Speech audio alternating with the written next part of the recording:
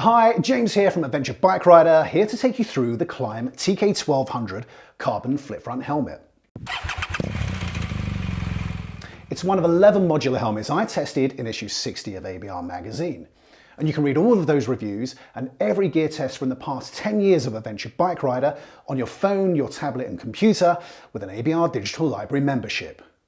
Go to www.adventurebikerider.com to sign up. Now, KLIM produces some of the most sought after adventure biking kit in the world. Gear like the Badlands Pro jacket and the Cryos Pro helmet are wishlist items for plenty of adventure riders who like to spend their time on the trails. However, the TK1200 Carbon is aimed firmly at the road touring market. It's a lightweight, flip front lid designed to keep you safe and comfortable on long distance tours. And at around £640, it'll also keep your wallet light too. Now, KLIM's so proud of the TK1200, it says it's revolutionised modular helmet design. Well, in terms of styling, it doesn't look particularly revolutionary, but it's a good looking lid all the same. I'm a big fan of this understated grey, black, red colour scheme, although there are brighter colours available if you want to be more visible to other road users. And at 1.512 kilograms, the TK1200 is one of the lightest flip front helmets around, thanks to a full carbon fibre shell, which provides an almost weightless sensation while riding. I can flip my head around doing shoulder checks with ease, and I certainly haven't felt any neck aches or pains on long distance rides. Now, as you'd expect from a helmet at this price point, the fit and finish is very good. There's no unwelcome rattles, and the chin bar, well, it locks into place with a reassuringly crisp click in both the up and down positions. Although you do need to exert some force when you're putting it down with one hand on the bike. Now, also keep in mind the helmet isn't dual homologated, which means it wasn't designed to be ridden with the chin bar raised. So it's handy at petrol stations and at quick roadside stops, but you won't be feeling a cool breeze on your face while you're riding.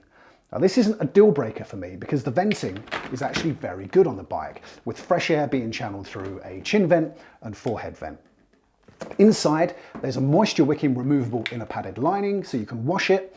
It does feel just a little bit sparse compared to the luxurious padding you're finding other premium flip fronts like the Schuber C4 Pro, for example, which is partly because the padding doesn't actually go over your ears, but it does give a firm, comfortable fit all the same.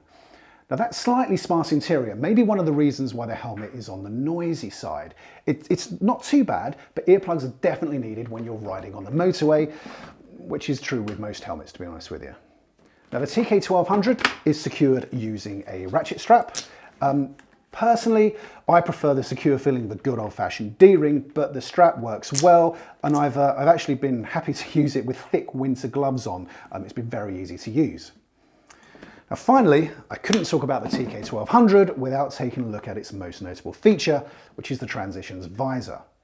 The visor adapts to changing light conditions, so it tints when the sun shines and it clears when it gets darker. And this negates the need for an internal drop-down sun shield. It's very clever stuff and works well the majority of the time, including at night when I've had no problems at all with vision. However, I did find its limits during a ride on a cloudy, foggy day when the Transitions visor struggled to adapt to the conditions, and it left everything looking even gloomier than it already was. Now, despite this chink in the visor's armour, the TK1200 Carbon has been a pleasure to wear, thanks to its lightweight, excellent balance and firm yet comfortable fit. Now, motorcycling has always been a liberating experience for me, but wearing a helmet as light as the TK1200 makes it even more so. In fact, I've been so impressed with KLIM's touring helmet, I've been using it as my daily helmet for the past few months now, and it's a lid I plan to take on tour this year, no doubt. Now remember, you can read all of ABR's flip front helmet reviews plus every gear test we've done over the past 10 years by becoming a member of the Adventure Bike Rider Digital Library. Sign up at www.adventurebikerider.com. And please do subscribe to the ABR YouTube channel to get yourself a regular fix of adventure biking inspiration, knowledge and entertainment. I'll see you next time.